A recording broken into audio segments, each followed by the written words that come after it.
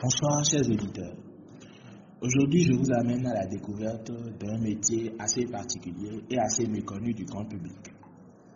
J'ai rendez-vous avec Madame G. C'est avec elle que nous allons découvrir ce métier.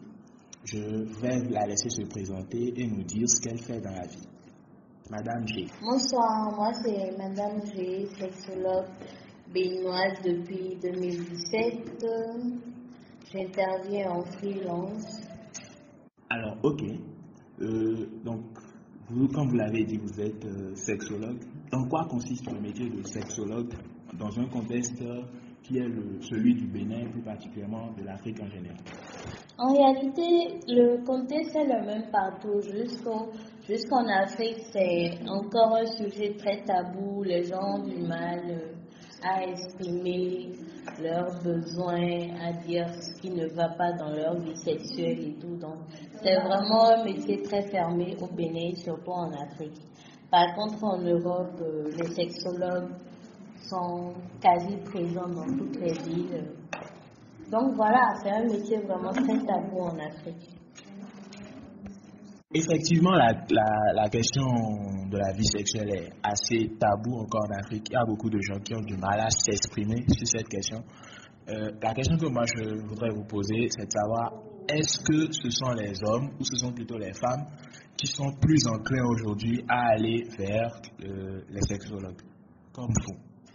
Je vais dire que c'est mitigé. Effectivement, on constate que de plus en plus de femmes s'ouvrent à ce sujet parce qu'elles sont les premières victimes. Dans notre domaine, on rencontre des femmes qui n'ont plus de plaisir suite à un viol ou des choses comme ça.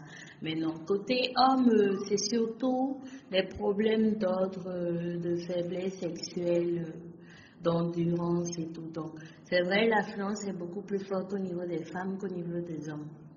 Est-ce que vous recevez vraiment, hommes ou femmes confondus, des personnes qui viennent consulter ou viennent voir le sexologue parce qu'ils ont un problème dans leur vie sexuelle?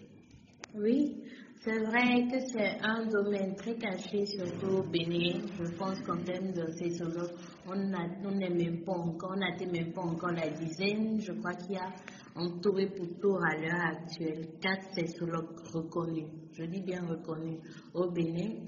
Donc oui, ils viennent de temps en temps quand ils ont vos coordonnées. Mais non.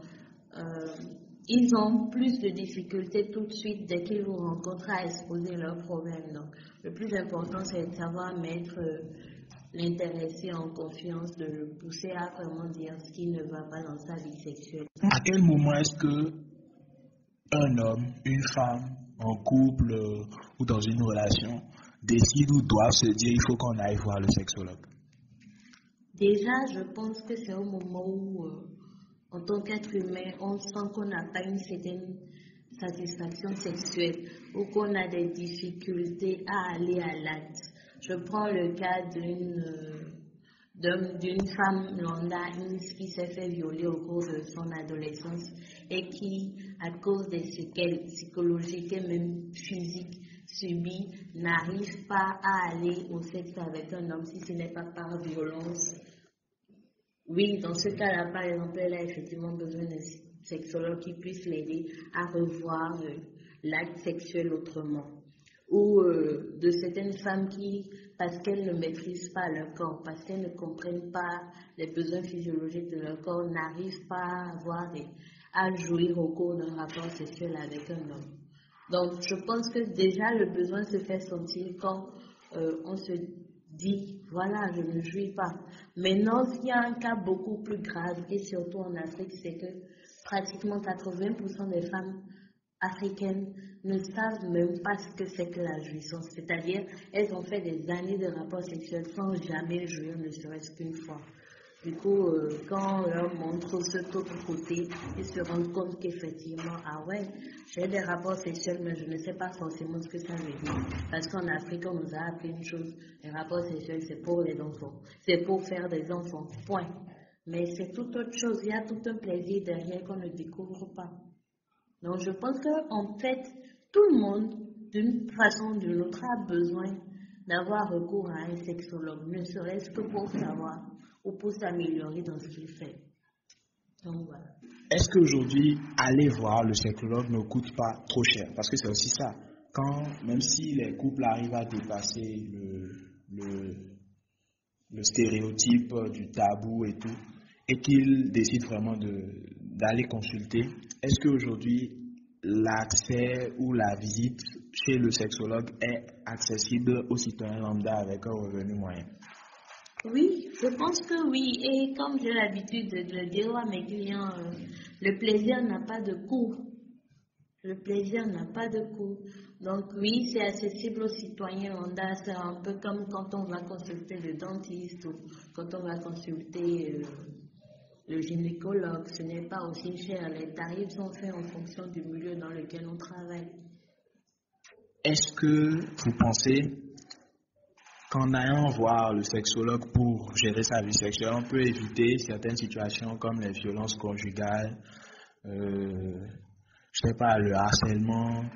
Est-ce que ces visites auprès du sexologue peuvent avoir un impact sur les personnes qui sont aujourd'hui coupables de viol ou de violences sur leurs épouses?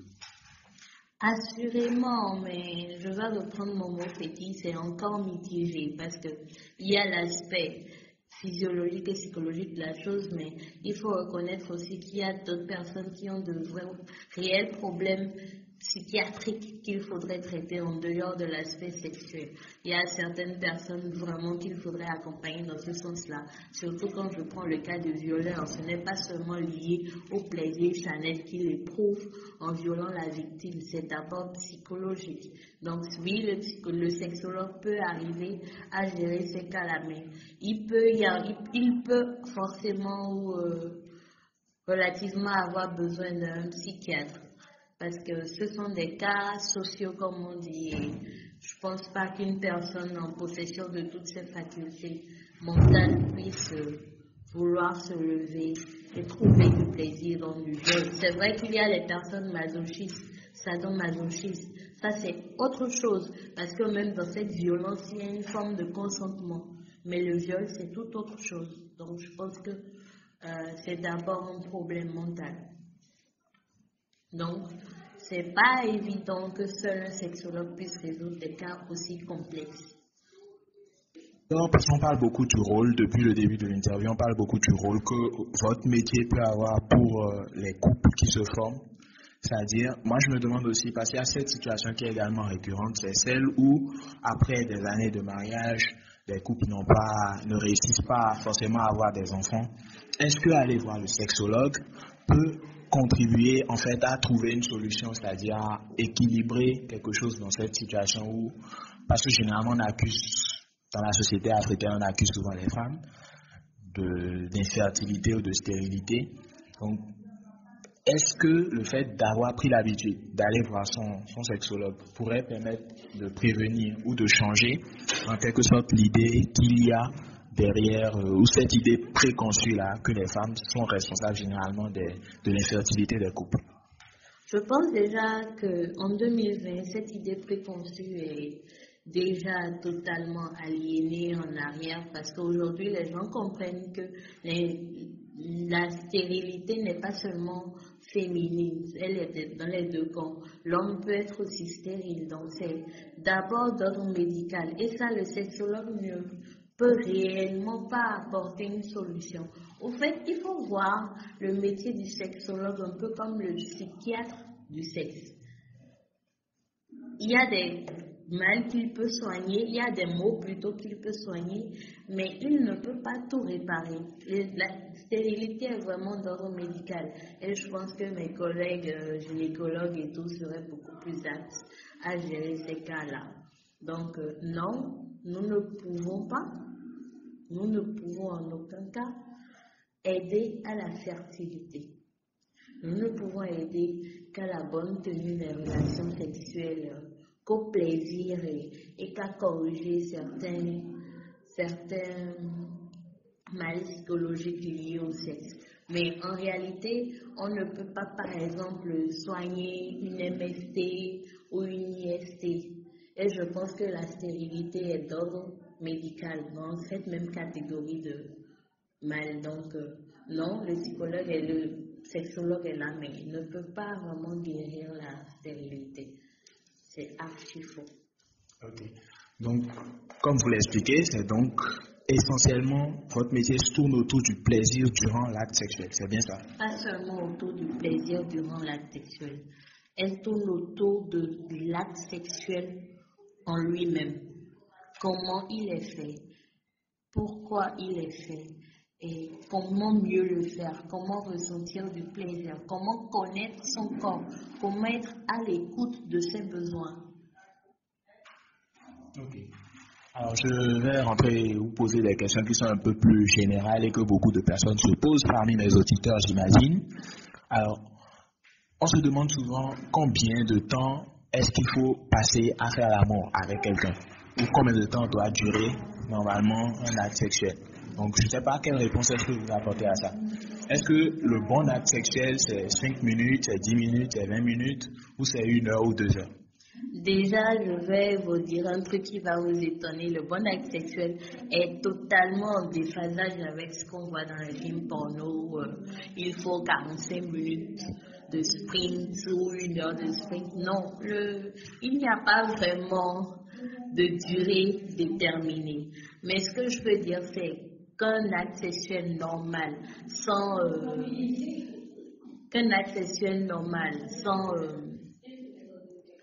le thème m'échappe. Sans aphrodisiaque dure en moyenne entre 10, 15, 20 à 30 minutes maximum. Parce que ce qu'on ne comprend pas, c'est que ces films porno ne sont pas tournés en séquence continue. Ces gens-là le font en plusieurs phases. Vous ne le savez pas, mais le corps a ses besoins, le corps réagit autrement. La femme ne peut pas, par exemple, mouiller sans l'intervention de lubrifiant pendant plus d'1 heure de temps. Et ces frottements finiront par lui faire mal. Donc, en réalité, ce n'est pas dans la durée que le plaisir est. On peut faire jouir, et ça je le dis haut et fort, on peut faire jouir une femme en moins de 5 minutes chrono. Ce n'est pas la durée qui compte, il faut taper au bon endroit, au bon moment. En quelque sorte, oui. En quelque sorte, oui, mais quand on dit taper, là, c'est juste stéréotype, c'est à la limite sauvage. Non, c'est pas dans ce cadre-là. Mais oui, on peut dire que vous avez vu juste, il faut savoir taper au bon endroit et au bon moment. Le plus important, c'est connaître l'autre. Quand on sait quel point est sensible pour son partenaire, on peut arriver au plaisir même sans pénétration. Le couple peut jouir même sans pénétration. Parce qu'il y a beaucoup de gens qui n'ont pas ces informations-là, qui se disent peut-être il faut que ce soit long, que ce soit, je sais pas, que ce soit violent. Parce qu'il y a ça aussi, vous avez parlé tout à l'heure des films pornographiques, dans lesquels il y a beaucoup de violences qui sont véhiculées et tout. Donc, qu'est-ce que vous leur dites au fait? Qu'est-ce que vous leur conseillez? Je leur demande à chaque fois qu'ils ont une partenaire de toujours chercher en priorité à être à l'écoute du corps de l'autre. Si possible, discuter avant même de passer à l'acte, histoire de savoir ce que ton partenaire aime ou pas. Parce qu'on parle de violence tout à l'heure et on disait que c'était limite sauvage. Mais dans le même cas, je connais des patientes qui, elles, ne jouissent que quand il y a de la violence. Il y a aussi des cas où, quand on est violent avec la femme, mais c'est des séquelles pratiquement irréversibles. Donc, le tout dépend de qui vous avez en face de vous. C'est pour ça qu'on dit, je vais revenir peut-être traditionnellement en Afrique, où on dit qu'il faut vraiment connaître son partenaire avant d'aller à l'acte. Oui, on n'est pas si bête tous en Afrique avant de le dire. Voir quelqu'un aujourd'hui et coucher avec la personne, oui, c'est possible que vous ayez au plaisir. C'est possible qu'il y ait de la jouissance. Mais il est fort probable que vous ne connaissiez pas le corps de cette personne et que par conséquent, vous ne réussissez pas à faire jouir cette personne. Donc, le plus important, c'est vraiment d'être à l'écoute du corps de son partenaire. Je le dis et je le répète, et ça va dans les deux sens.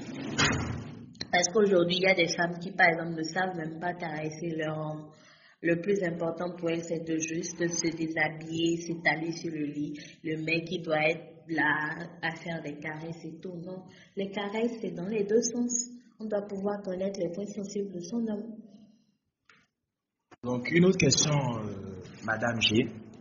Ce qu'on se demande aussi, c'est parce qu'il y a beaucoup de couples qui volent en éclats à cause de cela. Parce que le sexe, c'est vrai, beaucoup de gens ne disent pas ou ne l'affichent pas, mais ça reste quand même assez important dans les couples. Et il y a beaucoup de gens qui arrêtent ou cessent d'être ensemble pour des raisons sexuelles, parce qu'ils ne sont pas satisfaits du point de vue sexuel. Alors, est-ce que vous pensez que le sexe est vraiment une raison importante pour rompre avec quelqu'un? Le problème, c'est que l'être humain est en quelque sorte à l'état bestial. Excusez la sauvagerie de ce mot, mais c'est vrai. La seule différence qu'il y a entre les animaux et nous, c'est notre façon de raisonner. C'est le raisonnement qu'on émet.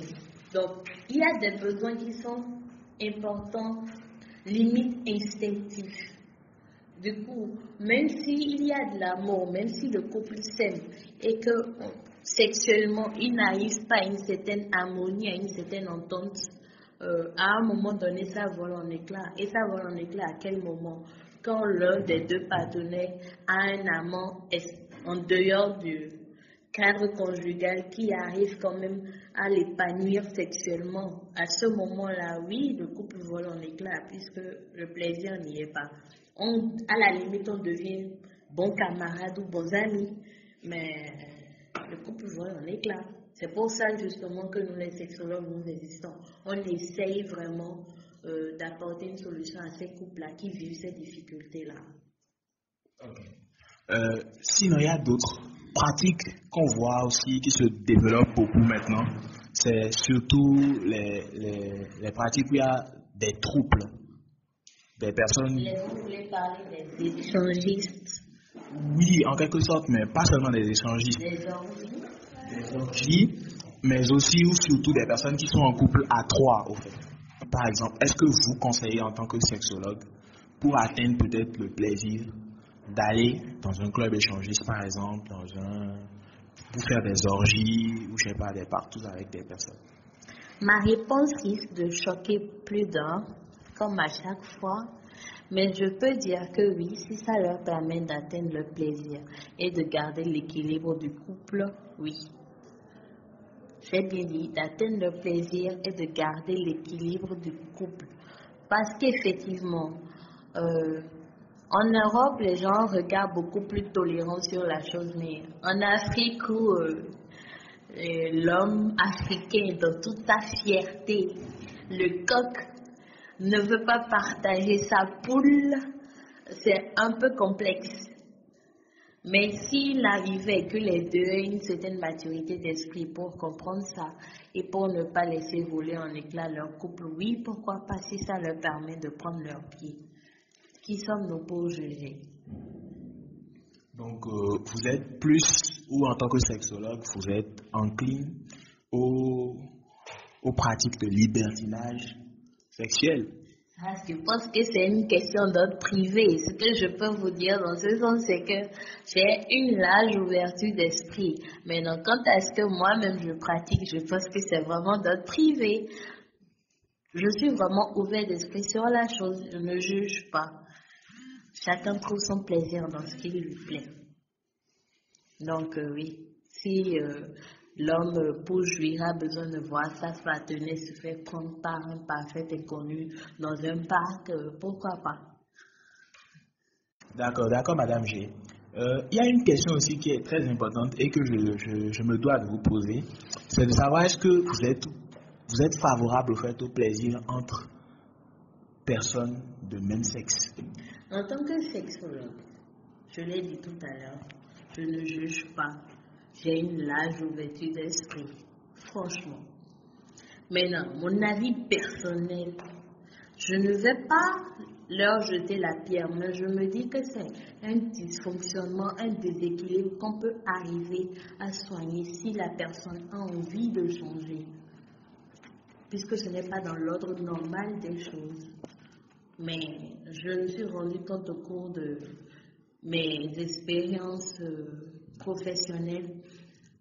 Il y avait le cas, par exemple, on ne peut vraiment pas parler, mais je me suis rendu compte que ces personnes-là, en réalité, se sentaient, quand je prends le cas d'un gay, par exemple, qui se sent femme, donc psychologiquement, le mec pense qu'il est une femme.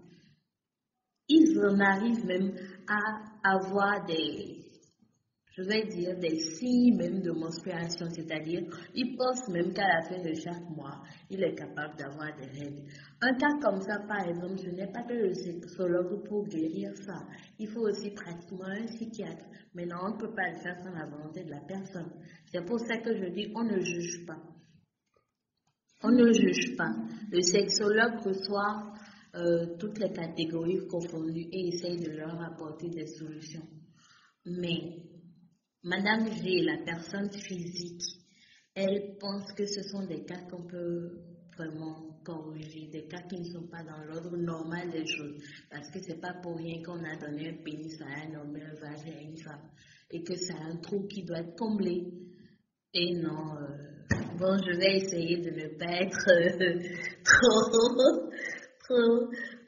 de ne pas trop donner des thèmes choquants, mais voilà. Donc, je pense que la question est mitigée. Ok, merci beaucoup, Madame G, de nous avoir fait découvrir votre métier. Et je ne sais pas, est-ce que vous avez des difficultés que vous rencontrez particulièrement au quotidien que vous souhaiterez partager avec les auditeurs? Les difficultés sont plutôt d'ordre, je vais dire, africain.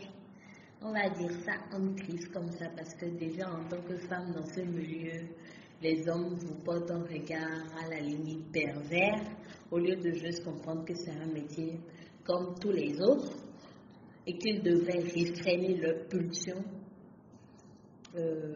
Certaines femmes vous regardent, certaines avec admiration pour avoir pris le courage de mettre pied dans ce métier-là, mais d'autres sont plutôt sceptiques qu'elles doivent vous voir et exposer des problèmes de couple. Donc, c'est juste le problème de confiance, le problème encore une fois de tabou, où l'Africain n'aime pas trop parler de sexe. Mais à part ça, il n'y a pas de difficulté majeure. D'accord. Sinon, que je vais demander à mes auditeurs qui ont des questions à vous poser, de les laisser en commentaire pour que je vous les transmette et qu'éventuellement vous leur répondrez dans un autre podcast ou en commentaire également. Donc, merci beaucoup, Madame G, d'avoir participé à cette petite émission podcast. Et si vous avez un dernier mot pour nos auditeurs? Le dernier mot, c'est encore une fois pratiquement un mantra que je chante. Soyez à l'écoute de votre corps. Tout simplement. Merci, Madame G. Et à bientôt.